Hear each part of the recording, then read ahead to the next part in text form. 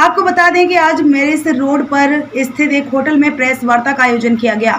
वार्ता में जानकारी देते हुए डॉक्टर संगीत शर्मा ने बताया कि केरल के कोल्लम जिले मार्च इंस्टीट्यूट ऑफ टेक्नोलॉजी में जहां छात्राओं के साथ उनके प्राइवेट गारमेंट्स उतरवाकर चेकिंग के नाम पर मानसिक एवं शारीरिक उत्पीड़न जो किया गया, वह अपने आप में एक अत्यंत ही निंदनीय घटना है।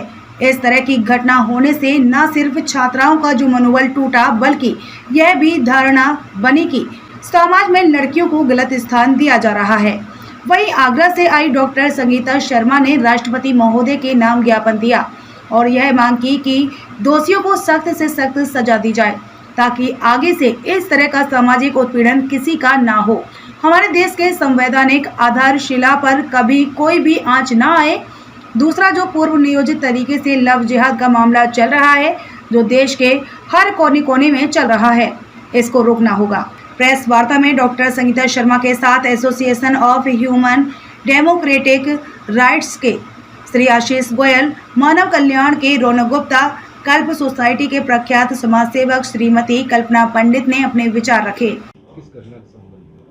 आज की ये प्रेस वार्ता है कि नीट परीक्षार्थियों के लिए कोल्लम ज़िले में, जो कि केरल में है, वहाँ पर अभद्रता हुई है। चेकिंग के नाम पर उनके अंतःवस्त्र उतारे गए हैं, लेकिन साथ ही साथ महिलाओं को सशक्त करने के लिए, महिलाओं के साथ में इस तरह का दुर्व्यवहार ना हो, उसके लिए प्रेस कॉन्फ्रेंस रखी गई है।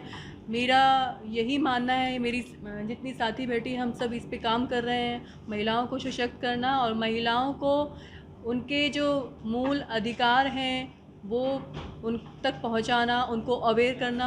ये प्रेस कॉन्फ्रेंस आज इसीलिए रखी गई है। अच्छा, कल जो केरल में जो बताया, तो किस तरह की घटना हुई? केरल में जो घटना हुई है उसमें नीट परीक्षार्थी थी, तो इंटर के बाद में ये परीक्षा होती है जिसमें डॉक्टर बनने की चाह में लड़कियां जाती हैं एग्ज़ाम देने के लिए। लेकिन कोई अगर रूल बुक में इस तरह हुआ नहीं है, आज तक कोई लिखा नहीं है कि आप अपने अंतःवस्त्र नहीं पहन के आएंगी। अगर किसी रूल बुक में नहीं लिखा है तो किसी को इतना राइट नहीं होता है कि लड़कियों की, महिलाओं के अंतःवस्त्रों से छेड़छाड़ की जाए।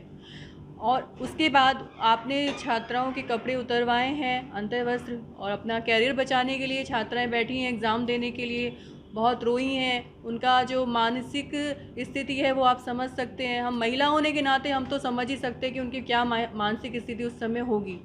मानसिक स्थिति के बाद भी उन्होंने एग्ज़ाम दिए। एग्ज़ाम के बाद में वे आई, उनको पहनने नहीं दिए गए कपड़े कि जाओ बाहर जाके पहनो। आप ये बताइए, ये कहाँ की सभ्यता है, ये कहाँ की संस्कृति है कि इस तरह से महिलाओं के साथ में या लड़कियों के साथ में हो रहा है। पिता के द्वारा रिपोर्ट की गई है, पिता के द्वारा सूचित किया गया है, तो उस पर आज तक कोई कार्रवाई, कोई उचित कार्रवाई नहीं की गई है।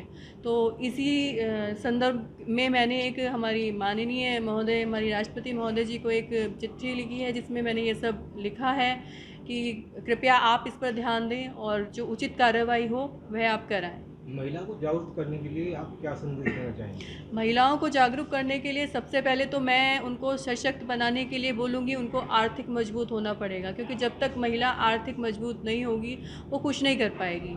थोड़ी सी मैं पुरुषों से निवेदन ये करूँगी कि महिलाओं को थोड़ा सा उनके मन को समझें, उनकी मनस्थिति को समझें, उनको जागरूक बनाएं, क्योंकि एक महिला एक पुरुष के बिना अधूरी होती है, ये हम भी जानते हैं, क्योंकि शिव और पार्वती दोनों एक दूसरे के पूरक हैं, वो दोनों एक दूसरे के बिना अधूरे हैं। एक महिला पार्वती का रूप है और पुरुष शिव का रूप है। अगर शिव और पार्वती एक हैं तो क्यों हम पति पत्नी क्यों नहीं एक हो सकते हैं? पति पत्नी अगर मिलकर काम करना चाहें तो वो एक होकर बहुत अच्छा ये प्रेस वार्ता जो है इनिशियली जो केरल में जो हमारी बहनों के साथ जो अभद्रता हुई है उसके लिए प्रेस वार्ता है, प्लस जो लव जिहाद का मुद्दा है उसके लिए प्रेस वार्ता है। जिस तरह से कि जो अन्य समुदाय के लोग हमारी हिंदू बहनों को बहला फुसला कर जो उनका शोषण कर रहे हैं, शादी के नाम पे उनको बुर्का पहनना हो या